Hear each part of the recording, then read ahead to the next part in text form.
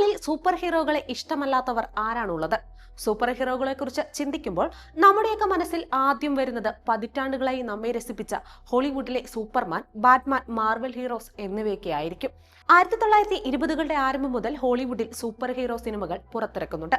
എന്നാൽ മലയാള സിനിമയിൽ അതിന് തുടക്കം കുറിച്ചത് വിനയൻ സംവിധാനം ചെയ്ത് 2007 പുറത്തിറങ്ങിയ ഫാന്റസി സയൻസ് ഫിക്ഷൻ ചിത്രമായ അതിശയൻ സിനിമയിലൂടെയായിരുന്നു.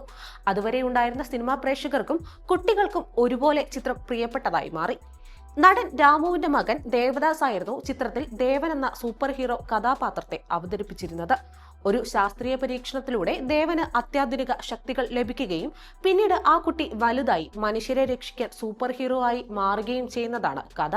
തുടർന്ന് വിനയന്റെ തന്നെ സംവിധാനത്തിൽ 2014 പുറത്തിറങ്ങിയ ലിറ്റിൽ സൂപ്പർമാൻ എന്ന ചിത്രമാണ് മറ്റൊരു മലയാള സൂപ്പർ ഹീറോ ചിത്രം. പക്ഷേ തിയേറ്ററുകളിൽ പ്രതീക്ഷിച്ച അത്രയും സ്വീകാര്യത ചിത്രത്തിന് ലഭിച്ചില്ല. പിന്നീട് വർഷങ്ങൾക്ക് ശേഷം 2021 ഒരു ഇടിമിന്നൽ അടിച്ചു. അതെ, ബേസിൽ ജോസഫ് എന്ന ചെറുപ്പക്കാരന്റെ സംവിധാനത്തിൽ മലയാള സിനിമയിൽ ഒരു ഹൈ വോൾട്ടേജ് സൂപ്പർ ഹീറോ വരവറിയിച്ചു. ടൊവിനോ തോമസ് നായകനായ മിന്നൽ മുരളി ഇറങ്ങിയതോടെ ലോകമെമ്പാടും മലയാള സിനിമയെ വാഴ്ത്തിപ്പാടാൻ തുടങ്ങി. കുറുക്കൻമൂല എന്ന ഗ്രാമത്തിന്റെ രക്ഷകനായ മിന്നൽ മുരളിയുടെ കഥ പ്രേക്ഷകർ ഇരുകൈയും നീട്ടി സ്വീകരിച്ചു. കോവിഡ് നിയന്ത്രണങ്ങൾ കാരണം OTT റിലീസായാണ് മിന്നൽ മുരളി പ്രേക്ഷകർക്കരികിലേക്ക് എത്തിയത്.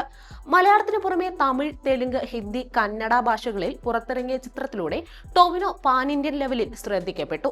അങ്ങനെ 2025 എത്തി നിൽക്കുമ്പോൾ മെയിൽ സൂപ്പർ ഹീറോ എന്ന കോൺസെപ്റ്റിനെ തുടച്ചു മാറ്റിക്കൊണ്ട് കല്യാണി പ്രിയദർശന്റെ ലോക ചാപ്റ്റർ 1 ചന്ദ്ര തിയേറ്ററുകളിൽ മുന്നേറുകയാണ്. മലയാളത്തിലെ ആദ്യത്തെ വനിതാ സൂപ്പർ ഹീറോ. തെന്നിന്ത്യയിൽ നിന്നുള്ള സ്ത്രീ കേന്ദ്രീകൃതമായൊരു സൂപ്പർ ഹീറോ ചിത്രത്തിന് പാൻ ഇന്ത്യ തലത്തിലുള്ള ഗംഭീര പ്രേക്ഷക പിന്തുണയാണ് ലഭിക്കുന്നത്. സംവിധായകൻ ഡൊമിനിക് അരുൺ സംവിധാനം ചെയ്ത ചിത്രത്തിൽ ചന്തു സലിംകുമാർ, അരുൺ കുര്യൻ, ശാന്തി ബാലചന്ദ്രൻ എന്നിവരും നിർണായക വേഷങ്ങൾ ചെയ്തിട്ടുണ്ട്. 30 കോടിയുടെ ബഡ്ജറ്റിൽ ഒരുക്കിയ സിനിമ ലോക സിനിമാറ്റിക് യൂണിവേഴ്സിലെ ആദ്യ സിനിമയാണ്.